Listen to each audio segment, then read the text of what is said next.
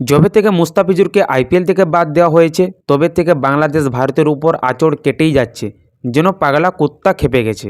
अच्छा আরে যখন আইপিএলে বাংলাদেশের প্লেয়ারদের ব্যান করা হয়েছে তখন বাংলাদেশও বিপিএলে ভারতের প্লেয়ারদের ব্যান করে দিক, ভারতের প্লেয়াররা আর বিপিএল খেলতে যাবে না সেখানে।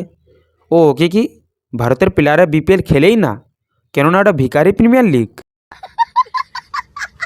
সেজন্য বাংলাদেশের প্লেয়াররা ভেবেই নিয়েছে যে ভারতের প্লেয়াররা যখন বিপিএল এখানে খেলতে আসবেই না, তখন আমরা ভারতেই কোনো ম্যাচ খেলতে যাব না। আইপিএল তো দূরের কথা, কেননা ভারত আর শ্রীলঙ্কাতে অনুষ্ঠিত হতে চলেছে টি20 ওয়ার্ল্ড কাপ। তা নিয়ে বাংলাদেশ আইসিসি আর বিসিসিআইয়ের কাছে লেটার পাঠিয়ে দিয়েছে যে তারা ভারতে কোনো ম্যাচ তারা খেলবে না। আর এদিকে আইসিসি একদম সাফ জানিয়ে দিয়েছে যে খেলতে না আসলে না আসুক, তাতে কোনো যায় আসে না। যদি বাংলাদেশ ভারতে খেলতে না আসে তাহলে আসতেই হবে না, আর যদি বাংলাদেশ ভারতে খেলতে না আসে তাহলে তার ওই বাংলাদেশের জায়গায় অন্য একটা ক্রিকেট দলকে সুযোগ দেওয়া হতে পারে।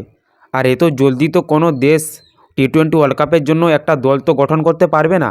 তো তার জন্য যে নিয়মটা হতে পারে, বাংলাদেশের সঙ্গে যার যার ম্যাচ ছিল, বাংলাদেশের বিরুদ্ধে যে যে দেশগুলো খেলতো তাদেরকে পয়েন্ট দিয়ে দেওয়া হবে এবং বাংলাদেশকে সেখানে হারিয়ে দেওয়া হবে। এবারে দেখাই যাক যে বাংলাদেশ কি করে।